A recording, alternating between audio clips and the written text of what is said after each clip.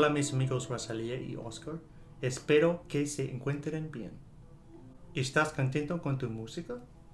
Tú puedes elegir. In this video, we're going to talk about feeling satisfied with your work. Feeling happy and content with the music that you make. Is that a choice? Do we need to feel that way? And if we want to, but we don't, what we might do about it. So before we get into all of that, I would like to show a short clip from this fantastic interview that I found posted on this guy's channel named Nicholas, and I've linked the full interview in the description below. I highly suggest that you watch the whole thing. It's really great. And it's with the late, great Paco de Lucia. If you know Paco de Lucia, then you know him. If you don't know him, then all I'll say about him is I think he's the greatest guitarist that ever lived. So there's that. So this is an amazing interview. It's extremely down to earth, and his answers are just really brutal. I don't get the sense that he's putting on any type of show here.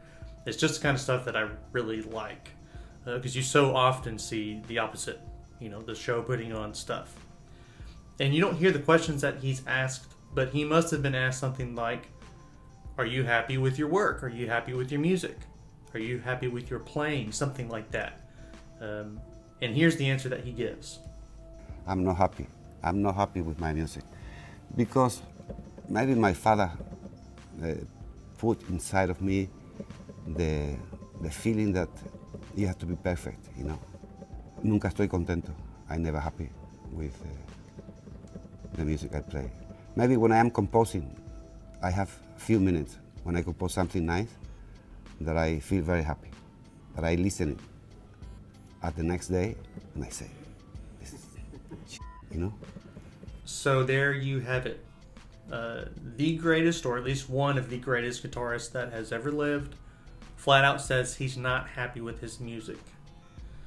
He says he may be momentarily happy, but it doesn't last long. Okay. And I want to kind of make the point here and then maybe work backwards. But my point is, I think this is a big deal for some people. I think some people don't struggle with this, or some people have made their choice and they're happy with it. Some people already know, yeah, I'm happy with my work. Some people already know, no, I'm not, and I'm never going to be. But then there are people like me who maybe you don't feel happy, but you want to. You desire to feel satisfied and content and a healthy amount of pride. You just don't know how to do that, right? So I've really struggled with this. I've struggled with this for years. And so I know what it feels like from that side. But also I run into it all the time. I almost constantly run into people who think they act like in order for them to feel something specific or to feel a certain amount of good things about themselves or a certain amount of satisfaction or validation, they have to achieve this goal. Whatever they're working on at the moment, learning this piece, playing it without mistakes or with minimal mistakes, playing fast scales or arpeggios or learning a big concerto or whatever. And they say, if I do this, then I'll feel happy. But right now I don't feel happy. And I don't feel satisfied, and I don't feel good about my playing. Okay. And the point I'm trying to make is this. If you want to feel satisfied about your playing and you don't,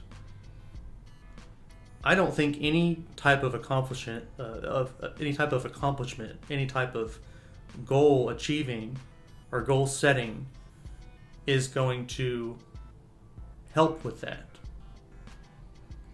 I think the only thing that will help with that is learning to cultivate that skill in particular. Actually, literally practicing feeling satisfied with your work as you try things, as you progress, as you have successes and failures, and as you have achievements. Okay? Literally taking time and putting forth effort and energy into feeling satisfied and choosing to feel that way.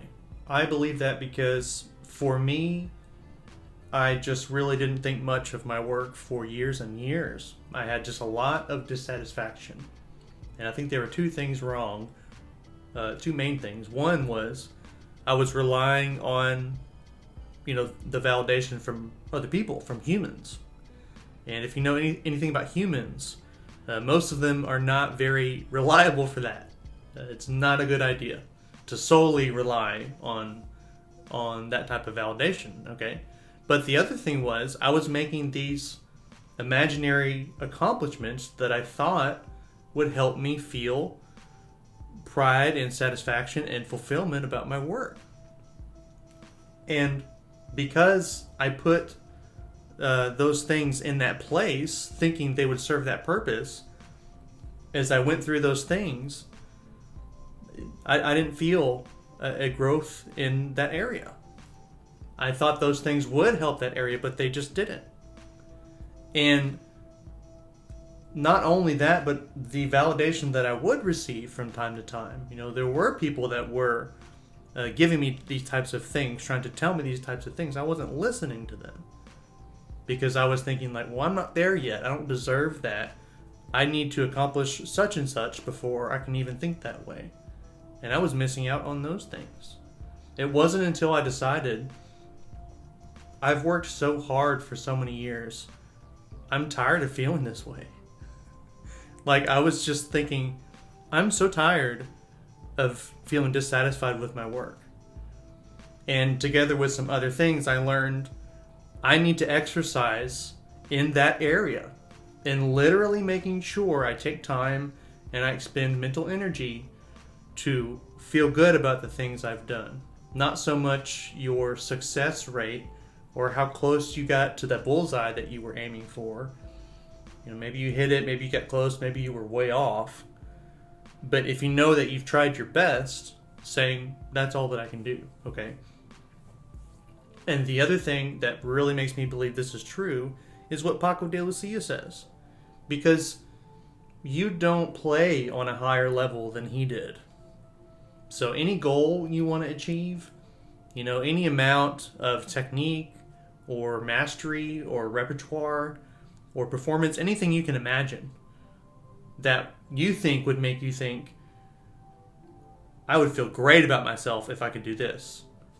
He played on a level way above any of those things. But listen to what he says. He made a choice. I'm not sure if it was made for him or if he made the choice. But he made the choice not to feel satisfied, not to feel happy. Someone could say, well, if he hadn't have felt that way, he wouldn't have been Paco de Lucia. He wouldn't have been as great as he was. And maybe that's true. It does seem to be a big part of who he is. But he still made the choice. And he says, I'm not happy. I'm not happy with my music. So I think what we can learn from that is that we can make the choice.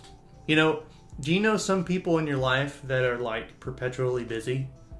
They just fill up their schedules with more than they can possibly handle, and they're just running from one thing to the next with like chickens with their heads cut off. Those kind of people. So, I might look at people like that and say, well, they're too busy. But what I mean is that that's too busy for me. Like, I'm much more low-key lifestyle, okay? But they choose to live that way, so maybe it's not too busy for them. Might they gain some things if they slowed down and took a breath? Probably. But if those things aren't valuable to them, then who's to say they should? If they want to drive themselves crazy, or if they want to do that to keep from looking at things that they would look at otherwise. That's their choice, okay?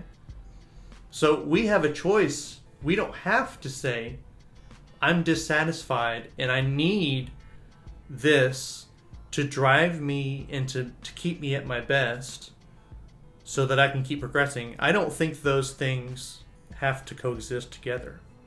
And I also feel, where I live in the United States of America, and it's totally, what we're taught here is that second place is the first loser.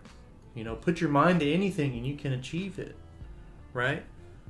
And what we're not taught is, like, do your best and then just be at peace about it. You came in 17th. Did you do your best? then have peace about it. You can still look at what you want to do better. You can still say, look, 17th is not good enough. I want to be first place. Okay. You can still do all that stuff. But you don't have to feel dissatisfied. And for some people, I think this is what drives them. They need that dissatisfaction. They need that form of negative thinking to be their absolute best and to achieve things I suppose they couldn't achieve otherwise, right? But there's a price to pay, though. These type of people, and I would describe Paco de Lucia this way, they don't look like they have a lot of peace in their life. Okay, he looks like a peaceful guy. But when you look at his eyes and his face and the words that he says to answer these questions, I see and I hear like turmoil. I might be wrong, but it's just what I perceive. You know, he talks about tension. He talks about things being incredibly hard. And he just talks about the need he feels like he has to be perfect, which is pretty much unachievable even for somebody like him. So I think if we're in this kind of gray area, we owe it to ourselves to just say, what's most important? For me, I would rather have the peace. I would rather say, no, I'm going to work to see if I can push myself, if I can work as hard as I can, that I can achieve goals and continue to progress, but then at the end of the day, have peace about it. Know that I've tried my best and I don't expect anything different. Knowing that you don't always play your best, that other people are going to do better things than you in all kind of areas, because that's just the way that it is, and just let it go, okay? And then you don't have to worry about accomplishing something to feel validated about what you're doing. The doing it, the desire, the things that you've gained, those are actually the validating things. Okay? I guess is what I'm trying to say. And it doesn't matter what level you achieve. If you don't feel the validation from those things, I don't think you will ever feel them. Nothing else is going to make you feel those things. You're going to just be perpetually unsatisfied. Okay? So I can think of a couple ways to work on this skill. And these are things that I have to do myself. But I do think they're very effective. They just take you just have to focus on them, right? Especially if you're like me, and if you just let your mind go, it's going to start by being negative. So like, let's pretend you do a performance and it's recorded and you're watching it. Well, the mind is going to start by just listening for anything and everything that it doesn't like. And probably when it hears the first sound, it's going to find something like at that moment. Oh, nope, that was not the perfect sound or whatever, right? So, first I would say you have to decide, is this what you want? If you don't want this, and you just want to be in the place where you're like, I'm not good enough, then that's where you're going to be. So if that's what you want, then okay, right? Sometimes I feel, because this is how I felt, sometimes I feel that people, they don't actually want to be there. They want the peace. They want the satisfaction. They want the healthy amount of pride. So if you want those things, but you don't know how to get them with your work, you think you're not good enough maybe to get them, there's two things that I can suggest, okay?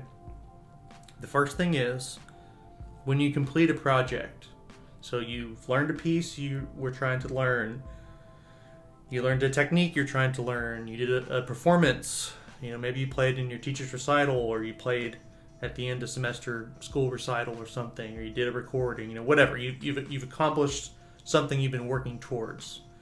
Okay, and you're reflecting on it, whether it's just thinking about it afterwards, listening to a recording, okay. First thing, make the point to tell yourself things that you are proud of. Tell yourself good things. Okay, this went really well, and I did this well. This I've been working really hard at, and it's really improved, or maybe it's going great. I've really figured that out. I've learned all these things up to this point. That's really important. Because, if you're on the journey as an artist, that's how it goes. Everything that you do, you use everything that you have ever used before. That's just how it goes. So you need all of those things. They're very important. So just realizing, this is another step on my journey, and I'm using everything that I have ever learned as a person. That's really important. And just anything that you can tell yourself to say, this is going well, this is good, and I'm proud of that. I feel that internal pride about achieving this. Go through those motions. Even if you feel like you kind of have to make yourself say it or make yourself believe it, it's a start until you can actually start to look for and feel these things, okay? And last thing I'll say about that is, if you're listening to a recording or performance, some time away from that kind of helps. If you do a performance and then you go home that night and you listen to it, which I have done before, it's pretty fresh. So, I think most people would say, give it a few days, maybe even a week. Give yourself some distance between what you were trying so hard to accomplish and what you actually did, and it really helps, okay? For me, as I'm listening slowly, it kind of starts to come back, but at least initially, I'm not just kind of shocked by hearing myself, because I'm still in that place where I was trying so hard to do something very particular. So a little bit of distance does help. It makes it a little bit easier, I think, to get into this mindset. Now, there's nothing wrong with then saying, okay, this, I have to fix this.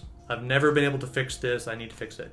This, is going better. It's not near as good as it needs to be. I need to work on that. This piece, and I'm unhappy with, I need to do whatever. There's nothing wrong with saying, okay, I'm going to be critical. I want to improve, and here's how. Feel free to do that. It's important. I would just say do that second.